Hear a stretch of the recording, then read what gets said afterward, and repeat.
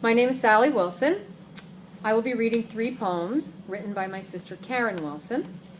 They all relate to my family, who you can see behind me, particularly the women, which there are many strong women in my family. This first poem is called Christmas 1981, and it was the first Christmas after the matriarch of our family had passed away, Theo Mack. That was my grandmother. The fabric of our spirit is not woven of steel or silken threads. It is woven of tears and time, of dreams and care, snatches of serenity, surprises of joy, small, selfless gifts given and received without fanfare or expectations, inside of which, beyond the words and texts and history, lie knowledge and the strength to carry us through nights spent desperate and in question of sanity, where only surrender affords release to dawns bearing daylight and the answer, we are alive. What more need we know? The second poem is called Hot Buttered Milk, and my sister wrote it about our mother, Norlene Mary McDonald Wilson Still, and represents memories we have all shared with her from one time to another. She has also passed away.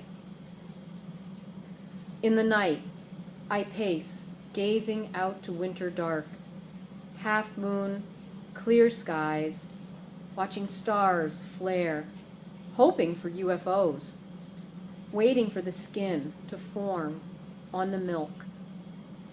When I was a child, my mother would make hot buttered milk, and we would sit and giggle, sipping loud from spoons, tasting nutmeg. In the land of milk and honey, now she sleeps. I pace and scribble, guardian of the night house, slurp and blow and watch.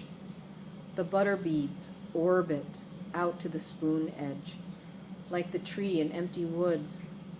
There is no sound to giggling alone. And the third poem is called My Grandmother's Hands. And I particularly like this one because I remember doing the same thing that my sister wrote about in here. My grandmother's hands are bent like old trees that have stood through their time by well-traveled roads.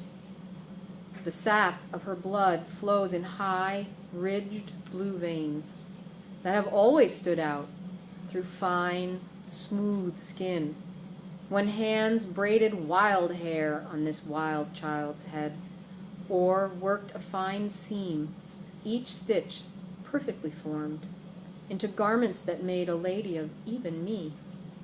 My grandmother's hands have never been idle. Through all of my years, I have watched them work at the business of life. Thank you.